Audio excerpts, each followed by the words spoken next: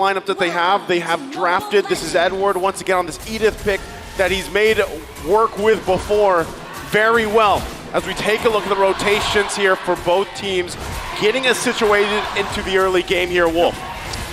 Martis should be looking for the snowballs, while Fredrin needs to just farm all the time. Just make sure that no matter what happens, your enemy Martis will not have the snowball potential against you. So that means Ogwin, though, with the reset, it's going to be pretty good.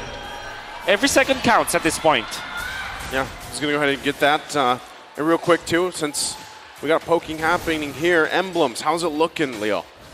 So far, the fact that Blacklist International invested so much in the Quantum Charge means they want to be fast on their feet. And again, the trademark boots, at least 2 Wilderness Blessings. Oh wait, give me a sec here. The Hitman, down a third of his health, dashing on through using AP Bren's Cyclone. Thank you very much. And I don't know if this is Oheb just self-correcting in game number 2, because game number 1, we saw that the 1-1 with the high-end try was actually pretty deadly in the laning stage. And now he goes for his own high-end Master Assassin. That's right. Yeah. Say you're old without saying you're old. Yeah, throw it back. Throw it back. But yeah, the Master Assassin now being available for two of the marksmen means that trading blows in the gold lane is going to be a sight to see. Wow.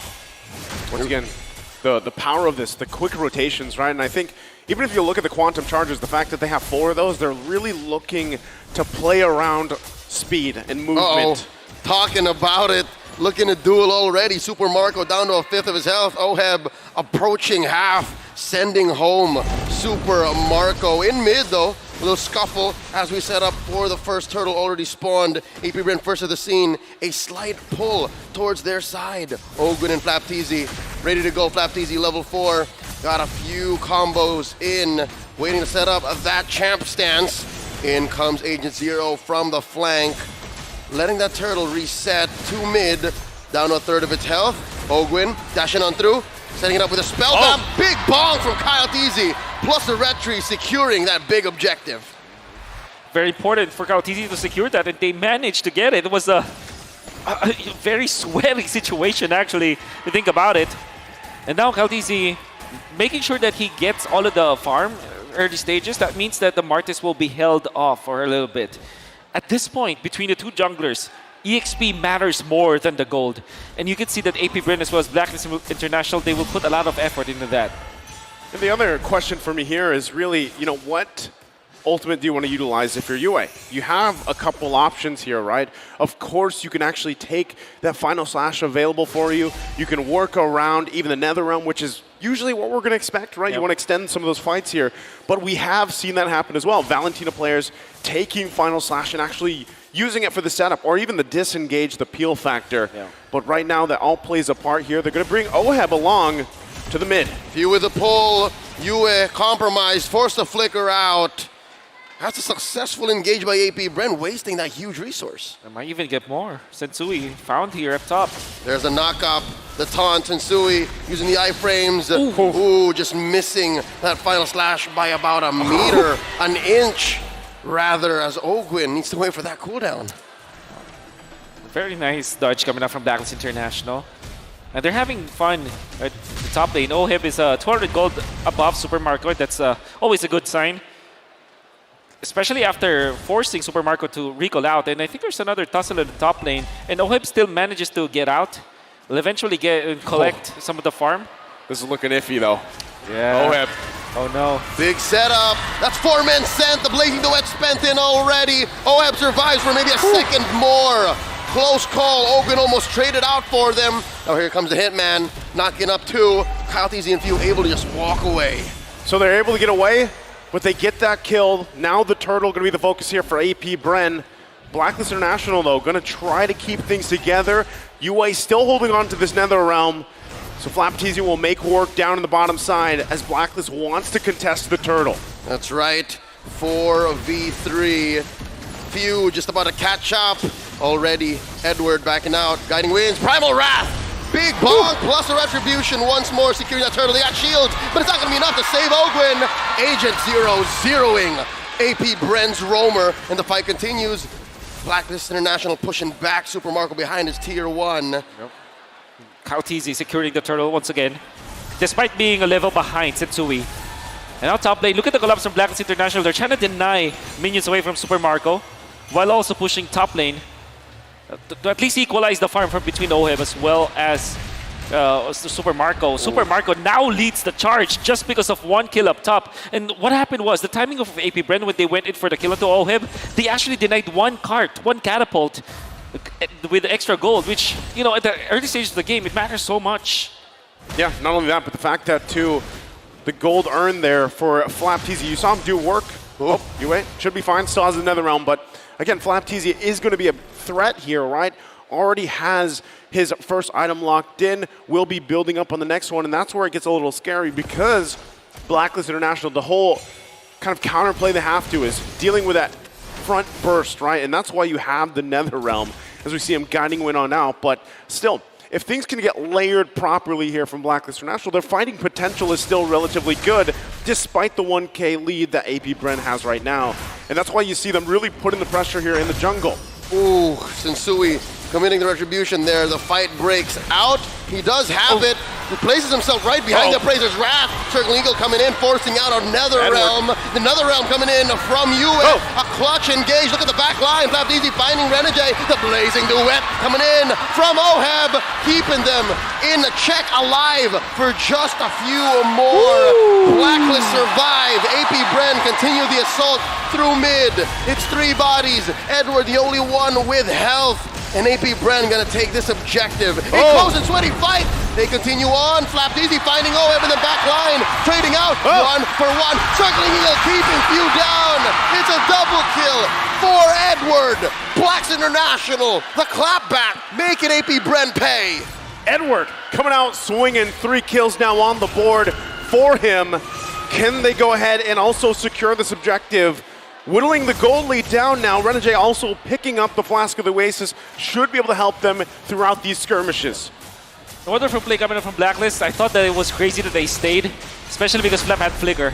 Oh, here we go. This is about to break out. Check out Super Marco coming in from the east. Edward, the eyes on him. The shutdown from Ogwin. Once more, the combination of the Retri and the ult. Taking down 100% of the turtles in game number 2. Hitman Airlines, catch a ride. Blacks International keeping damage under control, allowing OHEB to buy time, push in down bot. What a journey, right? What a journey. The guiding win once again, coming in clutch, but still, Edward fell there. AP Bren also getting the 3rd turtle of the game. Will also be working on this turret. Yeah. They're getting the objectives. They're getting the space here, Wolf. A massive play coming out from AP Bren meant that they got the turtle. They got the kill. They even get the turret in the top lane and then a purple buff. So they got a lot out of that. Maybe the only loss is OHEB was able to farm into the bottom lane for quite a bit. That's a full lane and then a full turret. But overall, AP Bren gets so much out of that mini play that they did. I like the fact that you mentioned OHEB as well, right? That's kind of what he has to do at this point. Yeah, it's not a big gold disparity or anything like that against AP Bren, but we've seen this before.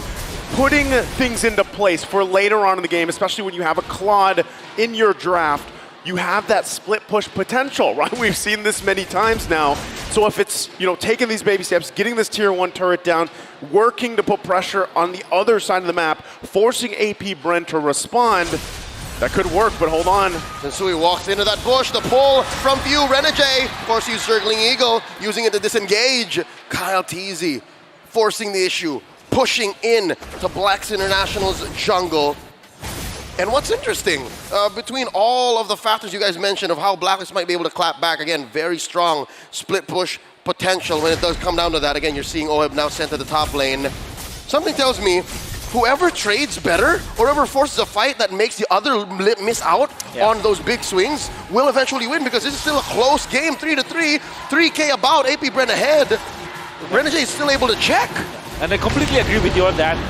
Because that also means that they will take more space. For example, AP Bren have been constantly pushing the envelope onto the purple buff. Cool. And now, the final slash, putting Edward right where he needs to be. The flicker up from Agent Zero. US saving him with a Nether Realm stolen away. The Nether Realm from AP Bren as well. flapTZ, clap 1. Edward falls, Super Marco. Sensui traded up with flapTZ. 4 for 1, 2K for Marco. OHEB the only one left. It's a bloodbath in that corridor in Blacklist jungle. AP Bren again decisively getting 4 members of Blacklist International. It didn't look like it would be a huge gold lead for them in favor of Power, but man, that fight just showed it. Woo. And Ogwin, if you just keeping Oheb at bay here. Yeah. Lord now up though. Super Marco going to go ahead and work on it.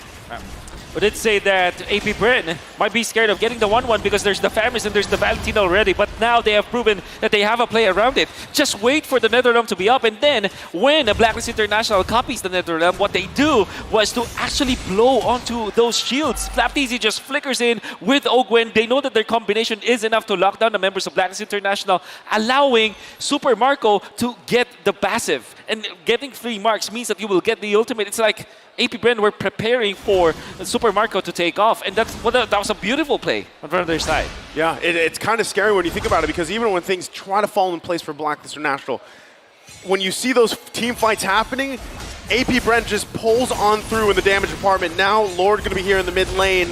They're knocking on the doors, big item pickups as well for AP Bren as they get ready to assault Blacklist base. They're working on it. Final slash. Mid and bottom in sync. Lord taken care of by Blacklist. The waves are well managed. Circling Eagle here by Renegade, using a disengage, knocking up a few minions on the way back. AP Bren taking this slow. They understand that Blacklist still have some firepower. Okay, shields taken out. Still working on the turrets though. Renegade could be in trouble. The final slash, putting him in. Few with the burn damage, taking down the Hitman. That's 1 off of the board for Black. It's going to be an impressive defense coming out from Blacklist International. Not going to be enough for them to get out of their base, though. Which then, again, going to be difficult for them to find an opening when it comes to the farm. And I wonder if AP Bren, they can fish out. Oh, my goodness. One more time. Talk about fishing. They put Edward out from their base like a fish out of water. Now the base coming in. That inhibitor going down. Yue put down 1/10 of his health, surviving, but just for now.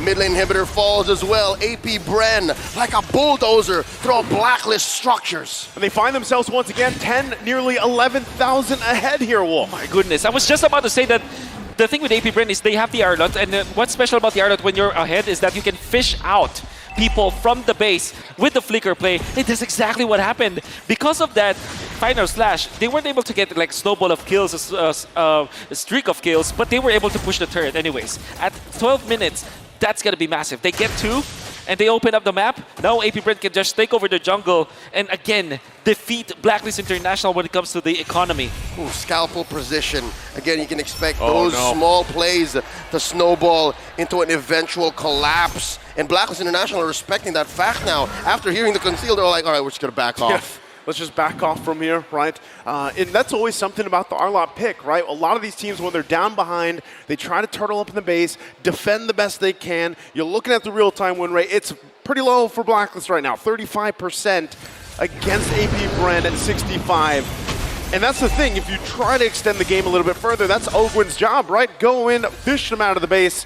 But right now, despite everything, Blacklist still wants to be on this side of the fight. The Lord dance going to be started up, but AP Bren, they're going to go ahead and just take control right now. Does Blacklist International have an answer for this, or should they get back to base and deal with the push in? Lord half health. This ain't smelling like a dance. It looks like they want to blitz it. Lord here at half health. Ogwen committing the final slash, displacing Renegade and Sensui. Super Marco moving back, moonwalking back to the Lord. Sensui, just one more weakness point.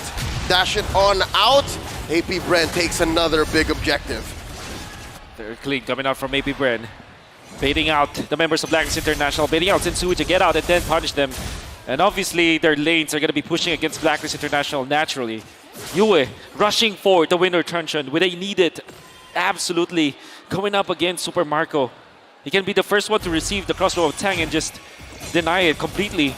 But that means that your damage output from the Valentina, it's not going to be as optimal as you would expect from a Valentina that gets a glaive or a crystal as the third item. And Blacklist International, at this point, they're going to be scrambling for scraps. Yeah, again, I think at this point, you're hoping that they can stay in the game at least another 5 minutes, right? Get to that point where you extend the series. Oheb just now getting the Malefic Roar.